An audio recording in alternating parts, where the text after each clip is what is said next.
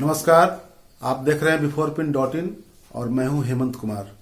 बिहार विधानसभा चुनाव 2020 आज अंतिम चरण का मतदान संपन्न हो चुका है और बिहार के 15 जिलों में 78 सीटों पर आज वोटिंग की प्रक्रिया समाप्त हो गई। 10 तारीख को नतीजे आने वाले हैं।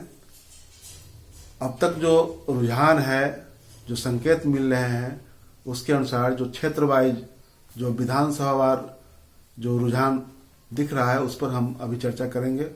हमारे पास जो हमारे रिपोर्टर्स की ओर से जो फीडबैक आया है, उससे जो बिहार विधानसभा की जो 78 सीटें जो आज जिस पर चुनाव हुआ, उसके बारे में हम एक मोटा आकलन आपके सामने रखना चाहते हैं और उसके मुताबिक बिहार में जो आज चुनाव संपन्न हुआ है, तो हम पूर्वी चंपारण यानी कि मोतिहारी से शुरू करना चाहते हैं। मोतिहारी में रक्सौल में बीजेपी और आरजेडी के बीच में कांटे का मुकाबला है और वहां बीजेपी को बढ़त मिलती हुई दिख रही है। सुगौली में बीआईपी और आरजेडी के बीच मुकाबला है, वहां आरजेडी को बढ़त मिलती हुई दिख रही है। ढाका, वहां आरजेडी को बढ़त मिलती हुई दिख रही है और वहां बीजेपी से आरजेडी का मुकाबला है। चिरैया की जो सीट है वहां मुकाबला काफी रोचक है। वहां बीजेपी के बागी उम्मीदवार और पूर्व विधायक अवनीश कुमार भी मैदान में है, निर्दलीय, और वहां बीजेपी, आरजेडी और निर्दलीय अवनीश कुमार के बीच में कांटे का मुकाबला है और कहा जा रहा है कि आरजेडी और निर्दलीय के बीच में मुकाबला है और अवनीश कुमार को वहां पर बढ़त दिखाया जा रहा है। मोतिहारी प्रोपर, जहां से प्रमोद कुमार मंत्री जो हैं, पर्यटन मंत्री, उनका आरजेडी से मुकाबला, सीधा मुकाबला है और हमारे पास जानकारी है कि वहां कांटे का मुकाबला चल रहा है और कांटे के मुकाबले में कौन जीतेगा कौन हारेगा, ये 10 तारीख को पता चलेगा।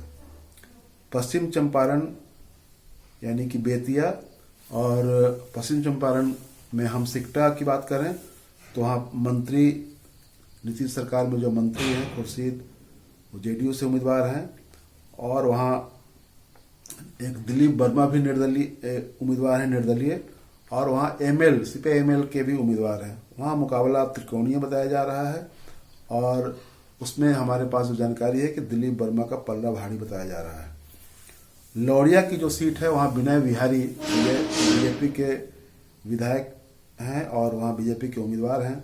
उनका मुकाबला आरजेडी से है और विनय विहारी का पलड़ा भारी दिखाया जा रहा है। नरकटियागंज की जो सीट है वहाँ बीजेपी की रश्मि वर्मा और कांग्रेस के विनय वर्मा के बीच में मुकाबला है और बताया जा रहा है कि वहाँ कांटे की टक्कर है। बगहा में बीजेपी को बढ़त बताया जा रहा है, वहाँ बीजेपी और कांग्रेस के बीच में मुकाबला है। वाल्मीकि नगर की जो सीट है वहाँ जेडीयू और कांग्रेस में कांटे की लड़ाई चल रही है और वाल्मीकि नगर विधानसभा की सीट भी और वाल्मीकि नगर लोकसभा में की सीट भी, वहाँ लोकसभा के लिए उपचुनाव हो रहा है और वहाँ लोकसभा में कांग्रेस के साथ कांटे का मुकाबला है। रामनगर की जो सीट है वहाँ बीजेपी की भागीरथी देवी और कांग्रेस के राजेश राम के बीच में सीधा मुकाबला है और वहाँ कहा जा रहा है कि बीजेपी की भागीरथी देवी को बढ़त मिलता हुआ नजर आ रहा है। सीतामढ़ी में परिहार, जहाँ से बीजेपी और आरजेडी के बीच कांटे का मुकाबला है और रितु जायसवाल जो आरजेडी की उम्मीदवार हैं, उनके बारे में बताया जा रहा है कि रितु काफ़ी कांटे के मुकाबले में है और वहाँ जीत हार का अंतर काफ़ी कम होगा। बथनाहा की जो सीट है वहाँ बीजेपी और कांग्रेस के बीच में कांटे की लड़ाई है। रीगा में बीजेपी और कांग्रेस के बीच में कांटे की टक्कर है। बाजपट्टी में आरजेडी को बढ़त बताया जा रहा है और बीजेपी से उसका मुकाबला है। सुरसंड में एलजेपी, कांग्रेस और जेडीयू के बीच में मुकाबला है और वहां बताया जा रहा है कि जेडीयू तीसरे नंबर पर है और मुख्य मुकाबला एलजेपी और कांग्रेस के बीच में है। मधुबनी में आज जो चुनाव हुआ वो 6 सीटों पर हुआ और मधुबनी में बताया जा रहा है कि 4 सीटें महागठबंधन को जा रही हैं और 2 सीटों पर एनडीए का कब्जा होता हुआ दिख रहा है। वहाँ हम आपको सीटों के अनुसार ब्रेकअप दे देना चाहते हैं। खजौली में एनडीए और हरलाखी में एनडीए को जीतता हुआ बताया जा रहा है। बेनीपट्टी, विस्फी, बाबूबरही और लौकहा, इन 4 सीटों पर महागठबंधन के उम्मीदवारों की जीत होती हुई दिख रही है। मधेपुरा में आज 4 सीटों पर चुनाव हुआ और वहाँ जो जानकारी है कि 50-50 का मुकाबला है। वहाँ आलमनगर और मधेपुरा में जेडीयू को बढ़त मिलती हुई दिख रही है। सिंहेश्वर और बिहारीगंज में महागठबंधन की जीत होती हुई दिख रही है। अब हम समस्तीपुर की बात करें। समस्तीपुर में 5 सीटों पर आज चुनाव हुआ। 3 सीटें आरजेडी के खाते में जाती हुई दिख रही हैं और 2 एनडीए के हिस्से में जाती हुई दिख रही हैं। सीटों का जो ब्रेकअप है उसमें समस्तीपुर में आरजेडी को बढ़त है जेडीयू पर, वहाँ आरजेडी और जेडीयू के बीच में मुकाबला है। कल्याणपुर में जेडीयू और एमएल के बीच में मुकाबला है और वहाँ माना जा रहा है कि एमएल को बढ़त हासिल है। सरायरंजन में आरजेडी और जेडीयू के बीच में मुकाबला है। यह सीट वीआईपी सीट मानी जा रही है। यहाँ पर बिहार विधानसभा के स्पीकर विजय कुमार चौधरी उम्मीदवार हैं जेडीयू के। ये सीट जेडीयू के खाते में जाती हुई दिख रही है। मोरवा में आरजेडी और वारिसनगर में आरजेडी की जीत होती हुई दिख रही है। दरभंगा की 5 सीटों पर आज चुनाव हुआ। उसमें से 2 सीटें महागठबंधन के खाते में, 2 सीटें एनडीए खाते में और 1 सीट पर कांटे का मुकाबला बताया जा रहा है। महागठबंधन के खाते में केवटी और हायाघाट की सीट जाती हुई दिख रही है। एनडीए के खाते में बहादुरपुर और दरभंगा प्रॉपर बताया जा रहा है। जाले में कांटे का मुकाबला बताया गया है। अब हम आते हैं मुजफ्फरपुर जिले। मुजफ्फरपुर में मुजफ्फरपुर प्रॉपर यानी मुजफ्फरपुर शहर की जो सीट है वह कांग्रेस के खाते में यानी महागठबंधन के खाते में जाती हुई दिख रही है। वहाँ कांग्रेस के उम्मीदवार विजेंद्र चौधरी की जीत पक्की बताई जा रही है। वहाँ बीजेपी की ओर से नीतीश सरकार में मंत्री रहे, नगर विकास मंत्री रहे सुरेश शर्मा उम्मीदवार हैं बीजेपी के और वो 2 टर्म से विधायक रहे हैं उस इलाके के। विजेंद्र चौधरी भी 3 बार वहाँ से विधायक रहे हैं। तो वहाँ मुकाबला बहुत ही रोचक देखने को मिला इस बार। और जो हम लोगों के पास जानकारी आई है उसके मुताबिक वहाँ विजेंद्र चौधरी की जीत पक्की बताई जा रही है। सकरा में भी कांग्रेस की जीत दिखाई जा रही है। वहाँ कांग्रेस और जेडीयू के बीच में मुकाबला है। सकरा में आरजेडी ने वह सीट, अपनी जीती हुई सीट कांग्रेस को दी थी और वहाँ जेडीयू की ओर से अशोक चौधरी उम्मीदवार हुए थे जो कांटी से निर्दलीय विधायक बने थे पिछले चुनाव में। इस बार उन्होंने अपना क्षेत्र बदला था। पहले वो जनरल सीट से विधायक चुने गए थे, इस बार वो सुरक्षित सीट पर चले गए सकरा और वहाँ मुकाबला काफ़ी रोचक हुआ। लेकिन अंततः बताया जा रहा है कांग्रेस वहाँ जीतती हुई दिखाई जा रही है। कोटनी में बीजेपी के केदार गुप्ता और आरजेडी के अनिल सहनी के बीच में मुकाबला है। अनिल सहनी जेडीयू कोटे से राज्यसभा के सदस्य भी रह चुके हैं। इनके पिता महेंद्र सहनी भी लोकसभा के मेंबर थे और राज्यसभा के भी मेंबर थे। तो वहाँ बताया जा रहा है कि कांटे की लड़ाई है, लेकिन अंततः वहाँ बीजेपी हारती हुई दिख रही है और केदार गुप्ता लगता है कि इस बार विधानसभा नहीं पहुंचेंगे। औराई में सीपीआई-एमएल की जीत होती हुई दिख रही है। वहाँ बीजेपी के रामसूरत राय मुकाबले में है और रामसूरत राय और सीपीआई-एमएल के आफताब आलम के बीच में मुकाबला है और वहाँ सीपीआई-एमएल के उम्मीदवार की जीत होती हुई दिखाई जा रही है।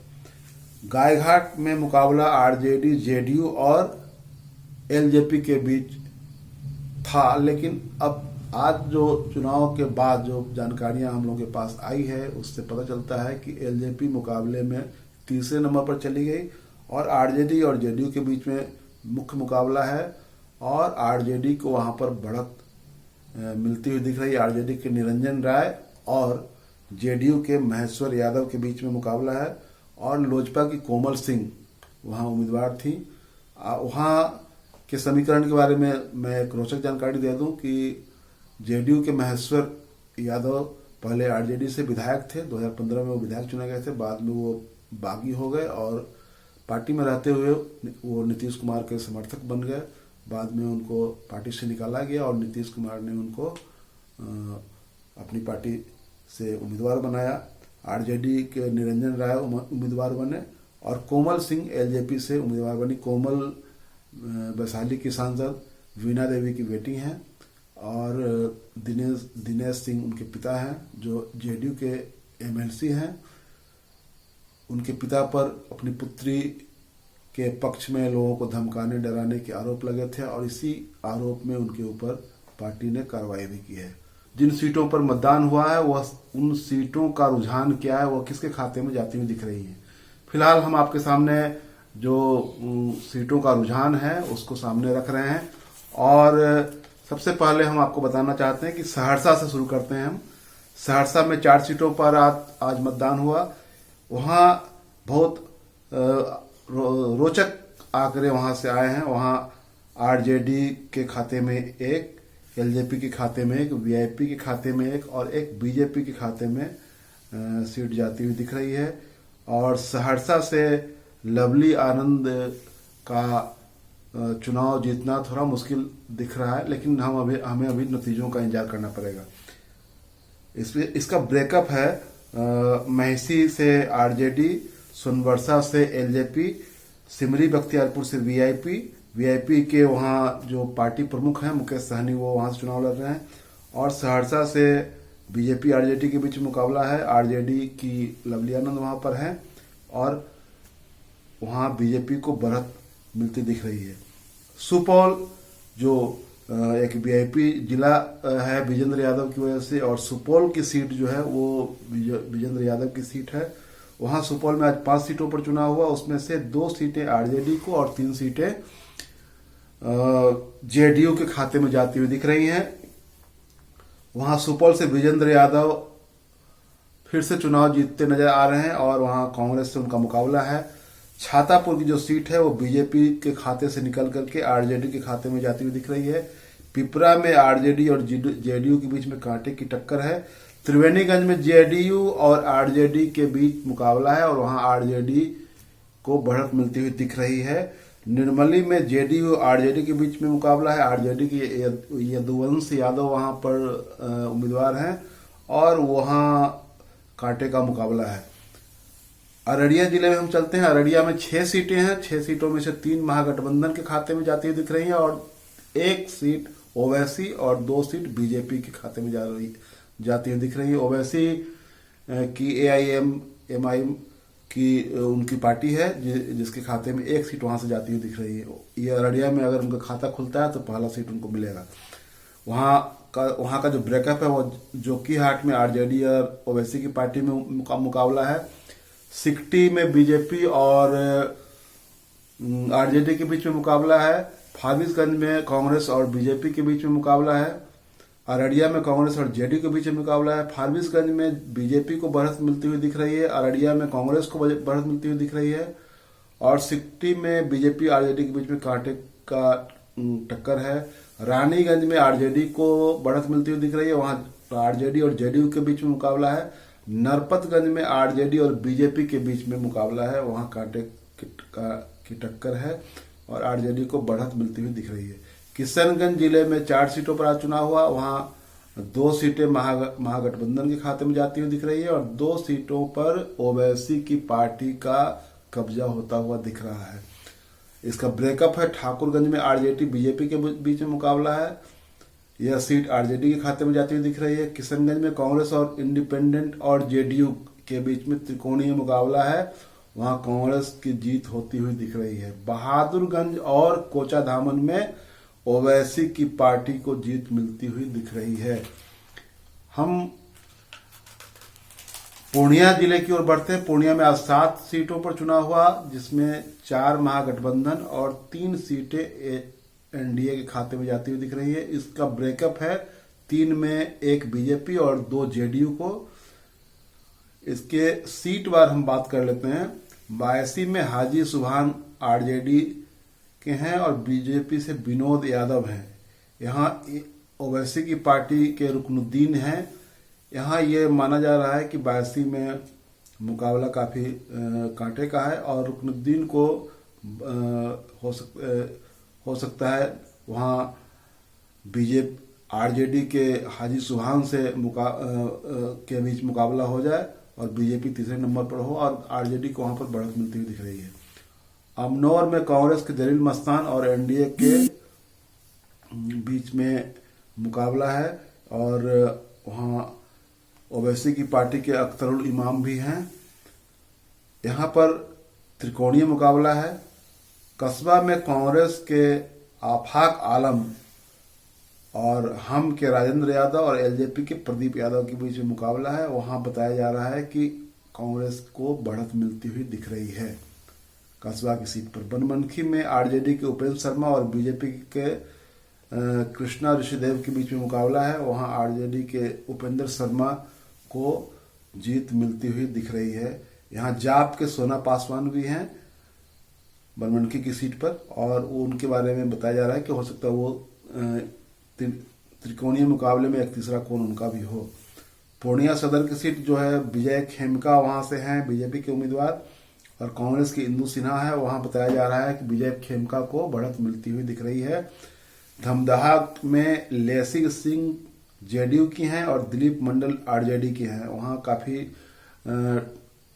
कड़ा मुकाबला है और वहां आज चुनाव के दिन एक मर्डर भी हुआ है और माना जा रहा है कि मर्डर के बाद कुछ माहौल बदला है। लेसी सिंह संकट में फंस सकती हैं उस मर्डर के बाद, क्योंकि वहां मुकाबला काफी तीखा हो गया है उस मर्डर की घटना के बाद। रुपौली में जेडीयू की बीमा भारती और एलजेपी के शंकर सिंह के बीच मुकाबला है। वहां सीपीएम के विकास मंडल भी चुनाव मैदान में है और ये त्रिकोणीय मुकाबला है। वहां कांटे की टक्कर है। कटिहार की 7 सीटों पर आज चुनाव हुआ। 3 एनडीए और 4 महागठबंधन के खाते में जाता हुआ दिख रहा है।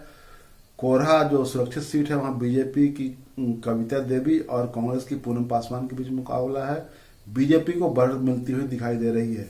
प्राणपुर की जो सीट है वहां निशा सिंह जो विनोद सिंह मंत्री थे उनकी पत्नी है और वहां तौकीर आलम कांग्रेस के हैं। निशा को वहां पर बढ़त मिलती हुई दिख रही है। कटिहार सदर में तार किशोर प्रसाद जो बीजेपी के उम्मीदवार हैं और राम प्रकाश महतो आरजेडी के उम्मीदवार हैं, वहां पर बीजेपी को बढ़त मिलती हुई दिख रही है। बरारी में नीरज यादव आरजेडी और विजय सिंह जेडीयू के उम्मीदवार हैं। वहां कांटे का मुकाबला है। मनिहारी सीट जो है वहां कांग्रेस के मनोहर प्रसाद सिंह और जेडीयू के शंभू सुमन के बीच मुकाबला है। मनिहारी एसटी के लिए रिजर्व सीट है और वहां कांग्रेस को बढ़त मिलती हुई दिख रही है। बलरामपुर में महबूब आलम सीपीआईएमएल के विधायक भी हैं और उम्मीदवार भी हैं। वहां पर वरुण झा वीआईपी के उम्मीदवार हैं और वहां बताया जा रहा है कि महबूब आलम लगातार चौथी बार जीत दर्ज कर सकते हैं। वहां पर कदवा में शकील अहमद कांग्रेस के उम्मीदवार हैं। उनका मुकाबला एलजेपी के चंद्रभूषण सिंह से है और वहां एक कोण जेडीयू का भी है, लेकिन वहां शकील अहमद के बारे में कहा जा रहा है कि उनको बढ़त मिलती हुई दिख रही है। अब हम बात करेंगे वैशाली जिले की। वैशाली में आज महुआ और पातेपुर में मतदान हुआ। महुआ में डॉक्टर आसमा परवीन जेडीयू की उम्मीदवार हैं और मुकेश रोशन आरजेडी के उम्मीदवार हैं। आसमा परवीन आरजेडी के विधायक रहे और मंत्री रहे। इलियास हुसैन की पुत्री हैं। वहां पर मुकेश रोशन को बढ़त मिलती हुई दिख रही है। पातेपुर में लखिंदर पासवान बीजेपी और शिवचंद्र राम आरजेडी के उम्मीदवार हैं। वहां दोनों में सीधे आमने सामने का मुकाबला है और वहां भी आरजेडी को बढ़त मिलती हुई दिख रही है। तो जो अभी तक जो सीन हमने आपको बताया उसमें महागठबंधन के खाते में ज्यादा सीटें जाती हुई दिख रही है और जो एग्जिट पोल के जो रुझान आए हैं वो भी इसी ओर इशारा कर रहे हैं कि महागठबंधन को बढ़त मिल रही है और महागठबंधन की सरकार बनती हुई दिख रही है। फिलहाल इतना ही। आपको अगर हमारा वीडियो पसंद आया हो तो आप उसे सब्सक्राइब करें, लाइक करें। धन्यवाद। अगर आपको हमारा वीडियो पसंद आया हो तो इसे लाइक करें, सब्सक्राइब करें और साथ ही बेल आइकन दबाना ना भूलें।